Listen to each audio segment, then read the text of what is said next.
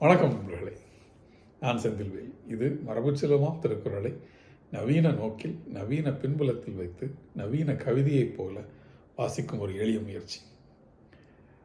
காமத்துப்பால் வாசித்து கொஞ்சம் நாளாச்சு, அதனால் இப்போ நம்முடைய கவனத்தை அங்கே பார்க்க திருப்பலாம். பசப்புரு பருவரல் அதிகாரம் பார்க்க போகிறோம். பசப்பினால் நமக்கு நேரக்கூடிய பருவரல். பருவரல் என்றால் துன்பம், பசப்பு என்றால் பசலை நோய்.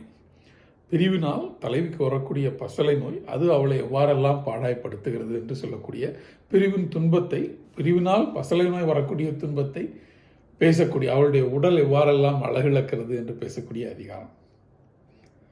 அதில் இன்னைக்கு நம்ம பார்க்க போகிற குறள் நயந்தவர்க்கு நல்காமை நேர்ந்தேன், நயந்தவர்க்கு நல்காமை நேர்ந்தேன், பசந்த வெண் பண்பு யார்க்கு உரைக்கோ பிற.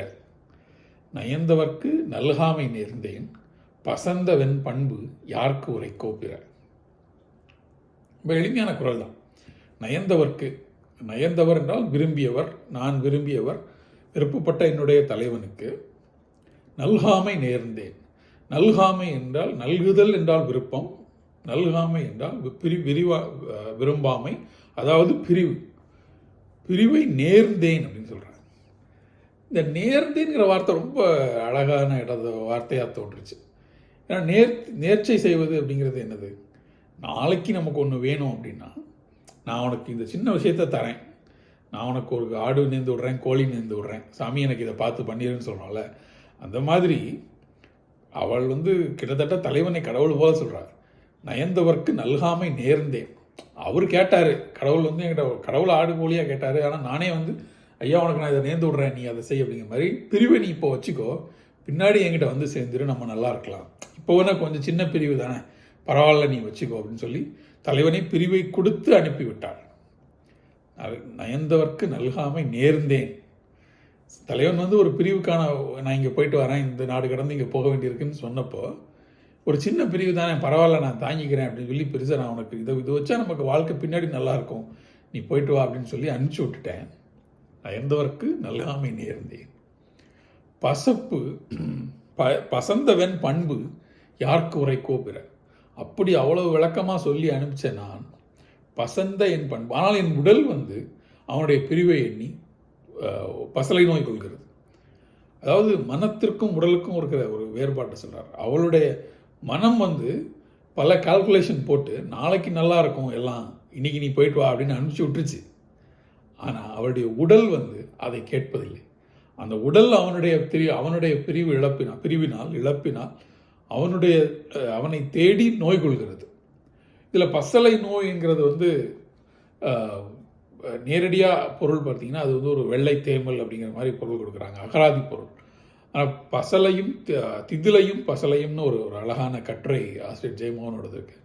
அதில் பார்த்தீங்கன்னா ரொம்ப தெளிவாகவே சொல்கிறார். பசலை என்பது ஒரு தேமல்லாம் ஒன்றும் இல்லை. தேமல்னு நம்முடைய சான்றோர்கள் முதல்ல திருளை கண்டுபிடிச்சி பொருள் எழுதினவங்க அந்த மாதிரி எழுதிட்டாங்க. ஆனால் அது நோய் எல்லாம் அல்ல.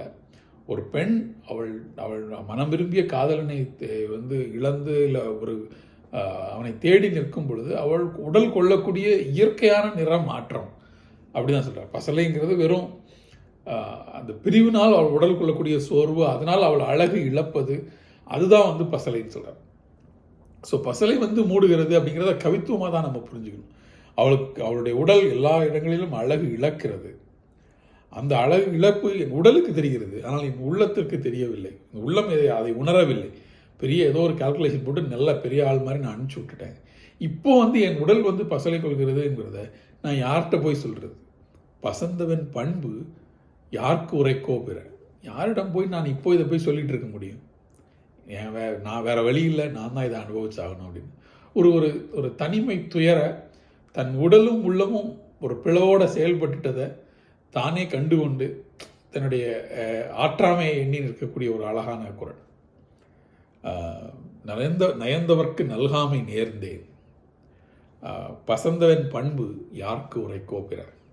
சிந்திக்கலாம் அவர்களே. மீண்டும் நாளை சிந்திக்கலாம். நன்றி.